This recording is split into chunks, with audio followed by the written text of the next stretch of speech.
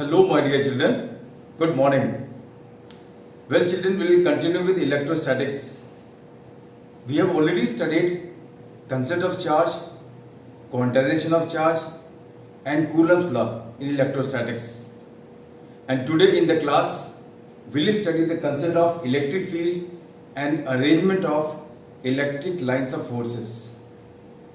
So, what is concept of electric field? Well, every charge has around itself its region of influence. This region of influence of the charge is called its electric field. This is point charge, and all around this charge exists what? Its sphere of influence. This sphere of influence is a region around charge where only it can attract or repel any other charge. We know that like charges repel and like charges attract, but there exists force of attraction between two unlike charges and force of repulsion between like charges only when one lies into the sphere of influence of the other, one lies into electric field of the other. As long another charge is outside the sphere of influence of a given charge, that is outside the field, the force over it is what? Zero. So any charge experiences force only when it enters into this region of influence. When this charge is here into this region of influence, it will experience force. Any distance outside this region of influence is taken as infinite. And how big is this sphere of influence?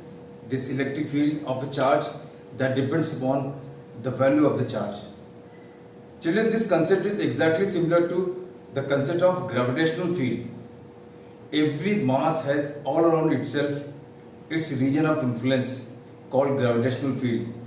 When some other mass enters into this region, only then there is gravitational force of attraction between the two point masses or masses. Every magnet has all around itself its magnetic field. Well, a magnet attracts or repels any other magnet only when one is brought into the magnetic field of other, one is brought into the sphere of influence or region of influence of the other. Exactly same way here, every charge, whatever may be the nature of charge, point charge, line charge, we will come to know various types of charges today. Whatever may be the nature of charge, all around charges we have electric field. And this region of influence of the charge, which is electric field, is made up of some imaginary lines of forces. These imaginary lines of forces which constitute electric field are called electric lines of forces. Well, there are certain properties associated with electric lines of forces. These are, number one, electric lines of forces are continuous curves only. Why do we use this word only? Electric lines of forces are continuous curves only simply means electric lines of forces are not closed. They are continuous but not closed. Like this. This is a curve. It is a discontinuous curve. Therefore, it cannot be electric line of force. Can this be an electric line of force? No. Why? Again, it is not continuous. Well, a curve is said to be continuous when over each and every point of the curve we can draw a distinct tangent. If the curve is like this where there are sharp turning points, so these are the points where the curve is discontinuous. These are sharp turning points where there is discontinuity in the curve. Therefore, these cannot be electric lines of forces. Well, can this be an electric line of force? Yes, it can be, because at each and every point you can draw a distinct tangent. This is a continuous curve. Can this be an electric line of force? Yeah, it cannot be an electric line of force. Why? Because though it is continuous, but it is closed also. Therefore, it cannot be.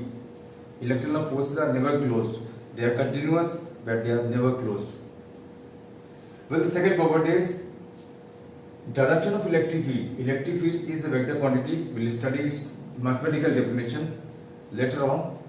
So direction of electric field at any point is direction of tangent to ELF passing through that point. If this happens to be ELF, then what is direction of electric field here? Direction of tangent. If this happens to be ELF, what is direction of electric field here? Direction of this tangent. What is direction of electric field here? Direction of this tangent. So direction of electric field at any point in an electric field is the direction of tangent drawn to ELF passing through that point. And the final property is electric line of forces never intersect. They never intersect each other. Why? Because if they do so, then at the point of intersection there will be what? Two tangents, tangent 1 and tangent 2. That means at this particular point there are two directions. Every tangent to the curve represents direction of electric field. That means at this point there are two directions, which is not possible. Why it is not possible? This is simply because every vector quantity has always a unique magnitude and a unique direction. We can never have a vector with two magnitudes and one direction, or one magnitude and two direction. If that be the case, the two vectors are entirely different vectors. So two ELF, electrical forces, never intersect simply because if they do so at the point of intersection there will be two tangents, which is not possible. Well, every positive charge is called as source. What do we call every positive charge as source? Because electric line of forces emerge out, come out of positive charges. And every negative charge is called as sink. Why? Because every negative charge is dumping place, or electron forces dump into, move into, or merge into a negative charge. So every negative charge is called as sink, every positive charge is called as source. Okay children, let us now discuss the arrangement of electrical forces all around charges. Well, the charges which are being taken here are isolated charges. And in the next class we will study the arrangement of ELFs in the electric field due to non-isolated charges. Well, isolated charges. A charge is said to be isolated when there is no other charge in the vicinity up to infinity. This is a point positive charge, this is point negative charge. Well, there is no other charge in the vicinity. Electrical forces emerge out of this point positive charge in spherically symmetric fashion. In a spherically symmetric fashion. That means they emerge out of point positive charge equally in all directions. They come out of point positive charge equally in all directions. That is what is spherically symmetric. They emerge out along the radius. If you make a hypothetical sphere, all these electrical forces are arranged along the radius of that particular sphere. They come out of this point positive charge and they move to infinity and vanish in the space. Well, if it is point negative charge, isolated point negative charge, only the direction of arrow is reversed, rest all remains the same. Where these electrical forces come from for negative charge? All these electrical forces, they come from infinity and move into this negative charge. The source for ELF for negative charge is at infinity, and negative charge itself is what? Negative charge itself is sink. Positive charge is always source, and these electrical forces which come out of positive charge, they move to infinity and vanish in space, and the arrangement is what? Spherically symmetric. Well, line charge, then point charges are arranged along a straight line. If point charges are arranged along a straight line, well, the distribution is called as linear charge distribution. This is second type of distribution. If total charge is Q and total length of the wire is L, then Q upon L is linear charge density.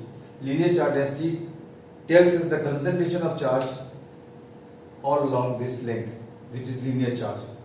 And how are electrical forces arranged? See, let us imagine any hypothetical cylinder taking this line charge as axis. Then electrical forces due to this linear charge, well, the arrangement is what? Radially symmetric.